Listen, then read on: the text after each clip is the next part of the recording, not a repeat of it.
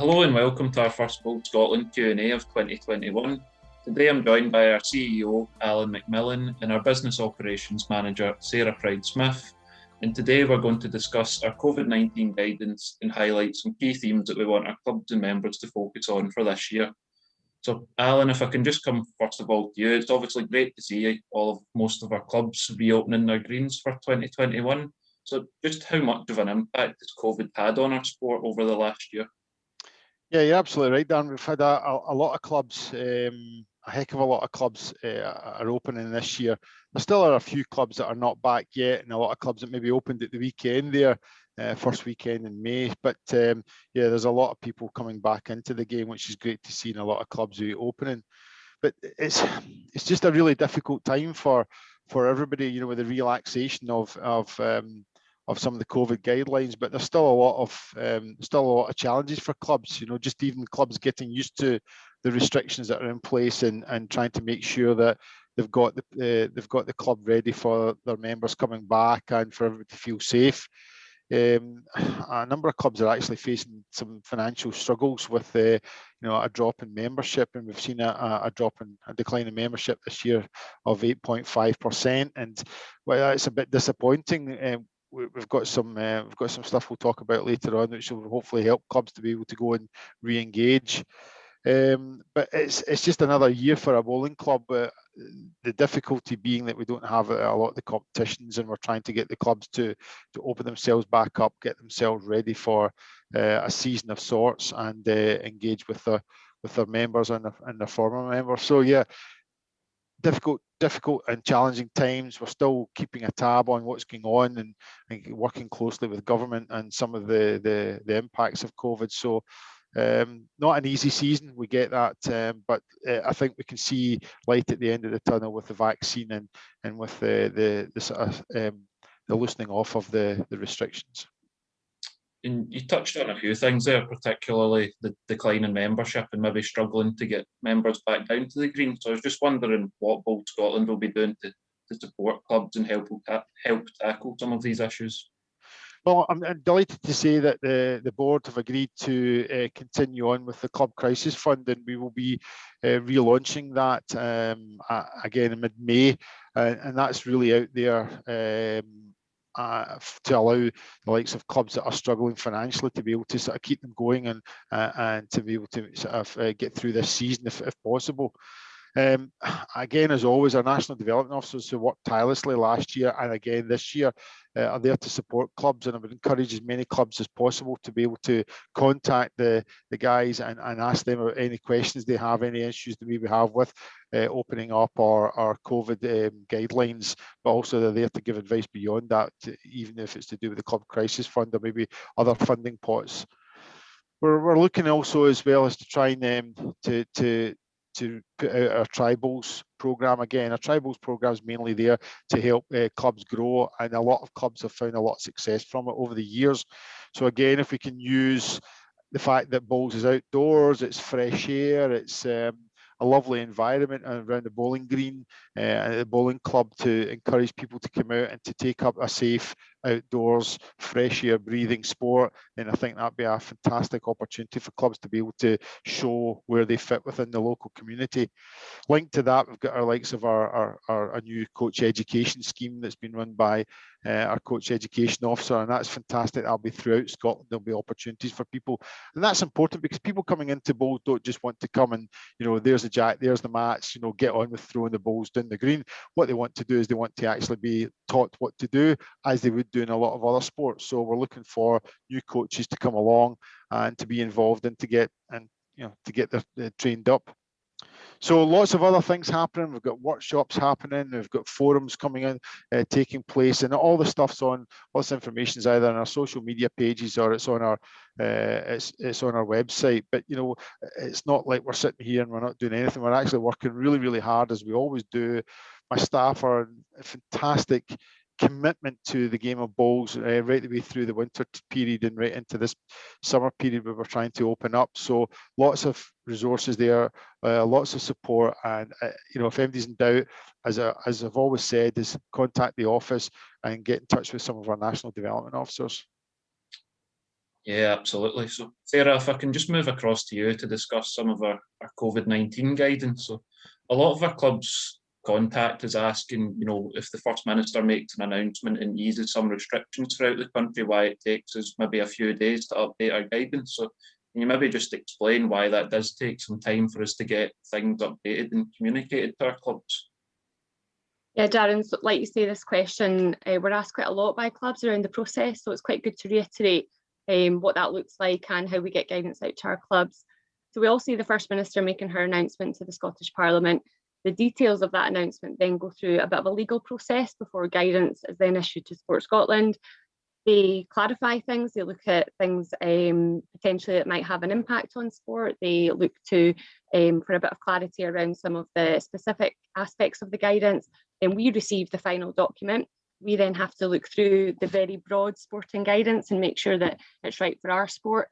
Sometimes we go back and seek clarity and we raise potential challenges that maybe some of our bowling clubs will have with the guidance. But once we're happy with this, we then produce our bowling specific guidance, and then this needs to go back to Sport Scotland and the Scottish Government for sign-off before we then can make that available to our clubs. We conducted some COVID review sessions last year, and some of the feedback from our clubs was that they needed that guidance in advance of when we make that public. So we've taken that feedback on board, and we now give our clubs 3 or 4 days advance warning around that. We provide our guidance, all the resources and everything so that they have that. We then go out on our social media channels and our website with the most up-to-date guidance. We know that that process can sometimes take a bit of time, and we do understand there's a bit of frustration around that. I can only reassure clubs that we work as quickly as we can in getting that guidance from Sport Scotland to looking at it from a bowling perspective to then getting sign-off and getting that out to our clubs. But we do thank you all for your patience with that. We know that sometimes it can take a little bit of time. And of course, the country's now moved to Tier 3 of the easing in restrictions, which has been welcome news to everyone. But what are the specific changes that apply to lawn bowls, and what are the changes that our clubs will have seen over the last week or so? So the main changes are around the bowling bubble numbers. So that increases from 15 to 30. An additional bowling bubble of 30 is allowed at a club, so that increases the number on the green, which is good. Clubs can now hold their internal competitions, and on the green play now increases from the singles and pairs into triples. Clubs can have their open days, but this is still quite restricted to just members only, and their clubhouses can be open in line with the current restrictions that are within our guidance. Outdoor and indoor hospitality is allowed, but we would encourage our clubs to make sure that they link in with their local authority licensing board, as guidance can vary local authority to local authority. And you mentioned the bowling bubble there, so I was just wondering if you could clarify to everyone watching this video, what does that mean, and can we expect these to increase throughout the summer as more restrictions ease? So a bowling bubble is really just a term that we use to refer to a group of people on the green, and that includes players, officials, coaches, or any other sports staff. The term bowling bubble comes from the generic field of play bubble that's within the Sport Scotland guidance, but we felt it was appropriate to make it a bit more specific to our sport. So the term bowling bubble emerged. The bubble numbers for outdoor non-contact sports are still being reviewed by the government, and we are hopeful that that will increase the amount of people that we're allowed on the green. Most of our clubs are asking, it doesn't make any sense. We've got 30 in level 3 and then also 30 in level 0, and we do understand that, and we hope that that number will increase to allow more play to take place. But what I would say is that the current guidance just now is 30 all the way through, and clubs need to plan appropriately, and we hope if that increases that we will obviously make that available to our clubs as quickly as we can. We'll update our relevant guidance, and we'll do that as quickly as we possibly can. Excellent, thanks Sarah. So Alan, if I can just come back across to you, we obviously announced in March that our national competitions were unfortunately cancelled for this year. But since then, we've seen a lot of clubs and also associations as well kind of announce their own plans to run competitions for this year. So I was just wondering if we can get your thoughts on this and what you make of these clubs and associations that want to run competitions this year. Yeah, I mean, the voice of a lot of competitive bowlers was heard in terms of our national championships, and I think we all understand, including the board and staff and volunteers, understand the frustration that may have. I mean, 2 seasons without having a premier event, and potentially, the premier event in the Northern Hemisphere. we thought long and hard about this, and we felt that the key thing for us was that we wanted to make sure that we were leading by example. So our national competition, which is a very distinctive in terms of 32 districts are playing having their play downs and then leading to a final in their district and then leading a national championship. So we felt that to make sure that we comply with guidance at that point, and still at this point we are unsure as to what it could look like even in July and in August time. And also it's about the safeguarding of people. I mean, it's a very, very popular event in terms of spectators and people meeting up with people they haven't seen for a year or haven't seen for quite a while. So we wanted to lead by example. So what we're looking for are clubs and local associations to be able to think creatively about what they do, but staying within the restrictions and offering their members bowls competitions. I'm aware of many clubs in the area I live in where they're running their club competitions up to triples. And maybe having like rinks competitions later in the year if restrictions allow that, which we're hopeful they will. So there's a number of associations looking at ties. There's also a number of associations that have said, you know what, we'll park this for a year. We'll go with guidelines. We'll be measured in what we do. And there's some other people looking at trying to bring in new competitions and so on, but they're all working within the guidelines. And I think everybody realizes, and we're all mature enough to realize that we're still dealing with a pandemic. We still have this situation of we've got people getting vaccinated. Not everybody's vaccinated. The younger part of the population is on its way to getting vaccination, and some of our older population have got both vaccinations, but that doesn't stop the spread of the virus. And the key thing here is that by trying to restrict what we do, is we're trying to give ourselves as a country an opportunity just to, as they say, caw canny for a year. Let's just hold off on the big competitions and the big gatherings, do things that are within the restrictions, and then in 2022 we can look at celebrating the game. And we, I think everybody hopes and expects that 2022, with Commie Games coming to Birmingham, is going to be a real year for celebrating bowls in the UK. And in that sense, that Bowl Scotland will be able to run the competitions, and as will associations, counties, and clubs next year in a way that we are more accustomed to.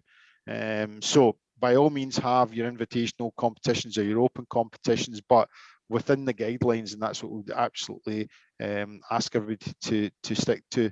It's about protecting people. It's about making people feel safe and secure and comfortable with the game of bowls. The last thing you want to do is go down to a bowling club and either playing a competition or be involved in something, and you think, I don't really like this because I'm not comfortable with what's been set out. You want people to come down and say, do you know what? Bowls has got it absolutely right. My club's got it absolutely right. And I feel good and comfortable at playing my bowls. Yeah, absolutely. And just finally, Alan, what would you be encouraging clubs to specifically focus on this year? What do you want them to see if they were to set out 2 or 3 things? What do you want to see them focus on? We've talked, and maybe some people have seen it on our social media, about returning to the green. We are literally, as members of clubs, returning to the green and opening the green up, albeit sometimes later on than we would expect. I think, as I've just touched on there, it's about reassuring people and members that the Bowls Club and the Bowls Green is a good place to be. It's a place where you can get that fresh air, a bit of exercise, social interaction, all within the guidelines, of course. But I think for a community and a local community around about the club, which we always talk about, is you can actually reassure people who don't play the game or don't get involved in your club that this is somewhere that you can go and feel safe and secure. So it's not just about reassuring the club members. I think it's actually about reassuring the community that bowls is a safe game to play, and that you can come down and you can get involved. And that kind of touches back on that point I raised earlier about trying to get people to come involved, get in the club. So we're trying to create in confidence and also reassurance within the players that are coming back.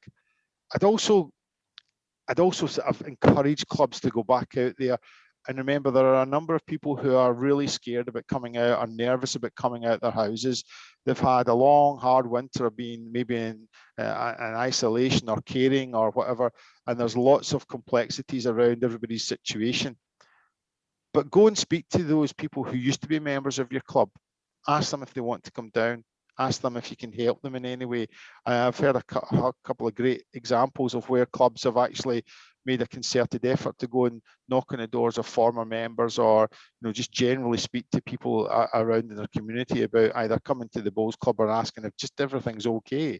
And that's been absolutely fantastic. And we've seen great examples of that. But there's a lot of people out there, and they are former members, and even my own club's lost a number of people who have not wanted to come out and play. But go and speak to them. You're not going to get any answers. You're not going to know what's stopping them from playing or being a member. If you just wait for them to come to you, go to them, speak to them. Remember, you're a resource for your community. You're an asset for your community. So as clubs and club members, we've all got a responsibility, I think, to go and speak to people that have been members before and try and get them back in, try and get them, into the club again, because they need us and we need them. That's this bottom line. There's lots of things that you can do. There'll be lots of things that, whether it's, in our area, it's a whopping show or it's a hat night or whatever, lots of things that doesn't necessarily need to be highly competitive. So from that perspective, again, think about people that are not out, that maybe don't want to play in your club competitions, that there's another level below competitive club bowls that people can come out and play and just enjoy and be with their friends and re-engage with the community. But again, with all of these things, there's lots of fantastic ideas, and look at what your other clubs in your area are doing. But ultimately, if you need advice, I'll go back to the point, we have 3 fantastic national development officers that are working tirelessly. There's Lawra, Daniel and Stuart. Give them a call, ask them if they can give you some support, speak to them about ideas, and let's have a summer where bowls gets back out there, we enjoy the weather, or maybe not in the last couple of days right enough, but the weather I'm sure will be fantastic for us, and we'll have a start of sorts, but this will be the year where we can get as many people into the bowling club as we can, get the bowling club ready, and then look forward to 2022. Thanks, Alan. Well, that brings us to the end of this Q&A session, folks. Thank you everyone that took time to watch this video. Hopefully you found the information useful, and like Alan said, if you've got any further questions, please get in touch with us. We're always here to help. Get in touch with your National Development Officer and we'll do everything we can. And just thanks again and take care.